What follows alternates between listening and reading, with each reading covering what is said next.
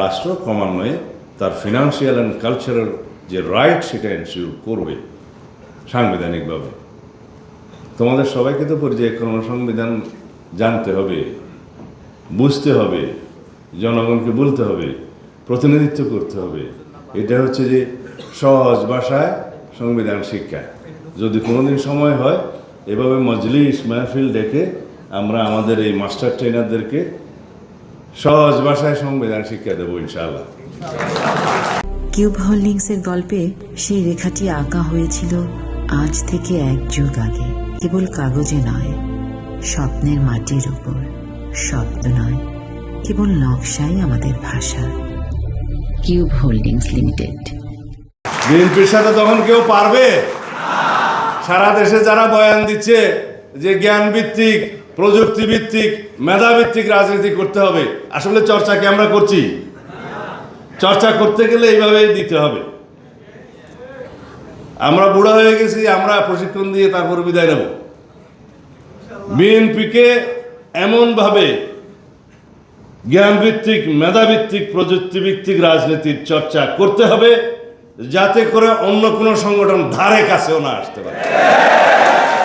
শুধুমাত্র গুলিস্তান থেকে করোনা পল্টন মানে না স্লোগান দিলে হবে? যখন বিরোধী দলেও থাকবো আমরা, তখনও আমাদেরকে জ্ঞানভিত্তিক এই সমস্ত সংগ্রাম করতে হবে, যুদ্ধ করতে হবে, ফাইট করতে হবে। আজকাল এই যে সোশ্যাল মিডিয়াতে, আমি অবশ্য খুব একটা এগুলো দেখি না, এই যে সোশ্যাল মিডিয়াতে চলছে, গালিগালাজ চলছে, চরিত্রহনন চলছে, ক্যারেক্টার অ্যাসাসিনেশন চলছে। এখন পলিটিক্যাল ক্যারেক্টার অ্যাসাসিনেশনের সংখ্যা হচ্ছে তো সবচেয়ে বেশি, এবং কিছু কিছু মিডিয়াতে দেখছি। তা আমরা তো এগুলো ঘাটাঘাটি করি না, কিন্তু তোমাদের বয়স আছে, সবচেয়ে বেশি কাউন্টার ফাইটটা ওখানে দিতে হবে এখন। কারণ যে 2-4 লাইন লেখে কিছু কিছু বুদ্ধা, জানুক আর না জানুক, কেউ বলে কি জান, আচ্ছা আমি বললে অসুবিধা, মানে বিদেশ থেকে কেউ এভাবে এমনভাবে লিখছে যেন তারাই হচ্ছে সবচেয়ে জ্ঞানের জাহাজ, বাকি সব মূর্খ, এবং তারা যা বলছে এগুলা তাদের একটা ক্লাস চর্বিত চর্বণ করে ছাড়ছে। কোনো অ্যাকাউন্টেবিলিটি নাই, কোনো রেসপন্সিবিলিটি নাই, দেশপ্রেমের কোনো বালাই নাই, এই দেশের কী হবে সেটা নজরে নাই। আমাদের সেজন্য সবার আগে চিন্তা হবে আমরা যা লিখছি, যা বলছি, তার দ্বারা দেশের কোনো স্বার্থহানি হচ্ছে কিনা। সেজন্য আমাদের স্লোগানকে আমাদের নেতা দিয়েছেন, সবার আগে বাংলাদেশ। এর চাইতে সহজ কোনো বক্তব্য আছে? সমস্ত কর্মপরিকল্পনায়, সমস্ত রাজনৈতিক কর্মসূচিতে, সকল বিষয়ে আমাদের মাথায় থাকতে হবে এখানে আমার দেশের স্বার্থটা উপরে, সবার উপরে বাংলাদেশ। সেটা পররাষ্ট্রনীতি হোক, সেটা যুদ্ধনীতি হোক, সেটা অন্যান্য কূটনৈতিক বিষয় হোক, দ্বিপাক্ষিক সম্পর্ক হোক, বহুপাক্ষিক চুক্তি হোক, আন্তর্জাতিক ট্রিটি হোক, মেমো অফ আন্ডারস্ট্যান্ডিং হোক, সব জায়গায় আমাদের দেশের স্বার্থটা আমরা উপরে রাখবো। সেই জন্য আমরা সবার আগে বাংলাদেশ, এই নীতি। আমরা শহীদ রাষ্ট্রপতি জিয়াউর রহমানের অনুসারী, আমরা দল করি বাংলাদেশ জাতীয়তাবাদী দল।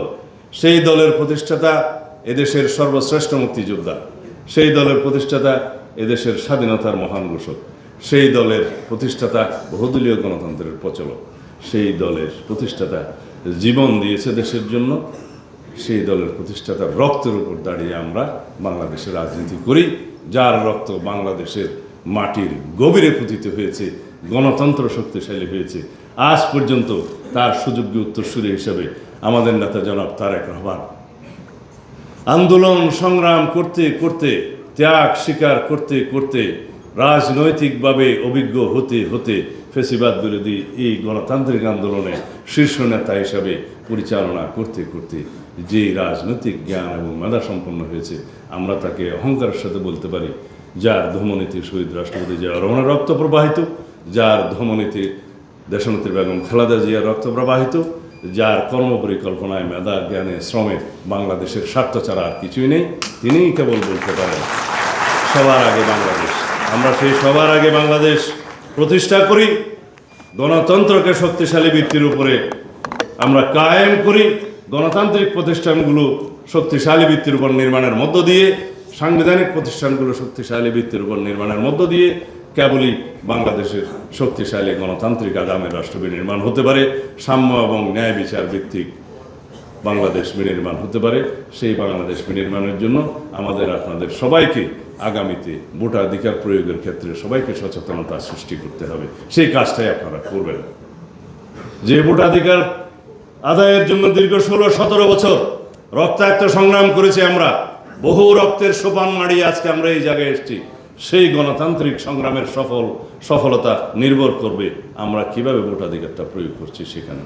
এই রাস্তায় এই গণতান্ত্রিক উত্তরণে যারাই বাধার সৃষ্টি করবে বিভিন্নভাবে ইনিয়ে বিনিয়ে, তাদেরকে জনগণ প্রত্যাখ্যান করবে বলে আশা করি।